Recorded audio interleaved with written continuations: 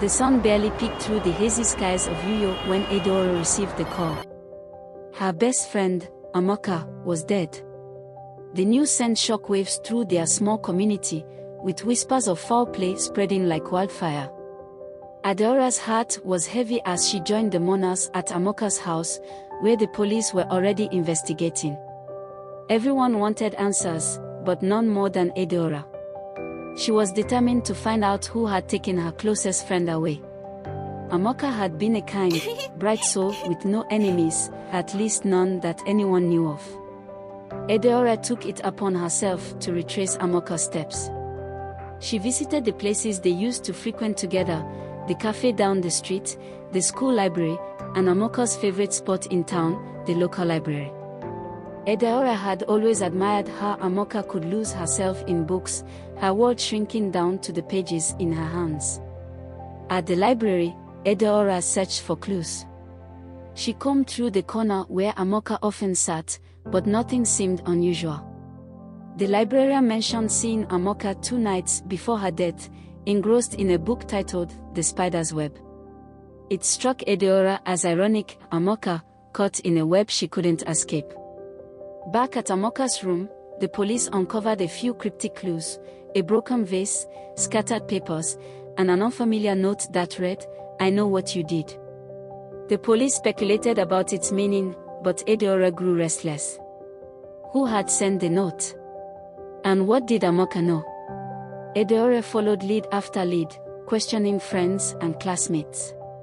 Suspicion began to swirl around Nkechi, a girl who had recently argued with Amoka over something trivial.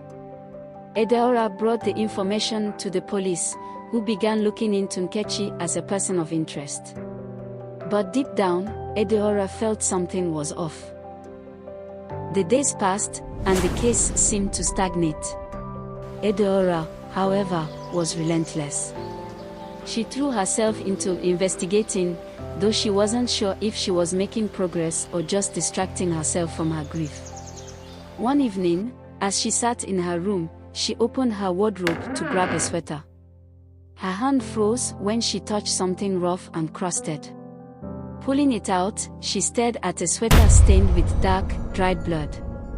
For a moment, she didn't move, her mind racing.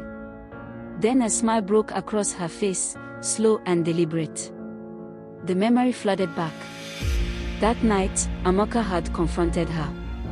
She had discovered Edeora's betrayal, something that could ruin everything Edeora had worked for. The argument escalated, and in a fit of rage, Edeora lashed out. The vase shattered, and Amoka fell, her head striking the corner of the table. It was over in seconds.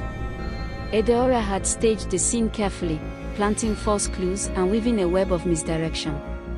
Her investigation was never about solving the case, it was about ensuring no one would ever suspect her. As she stared at the bloody sweater, her smile widened. She placed it back in the wardrobe, closed the door, and turned toward the mirror. "Good night, Amoka," she whispered to her reflection, her voice steady, her gaze unflinching. The killer had played her part perfectly. No one would ever know.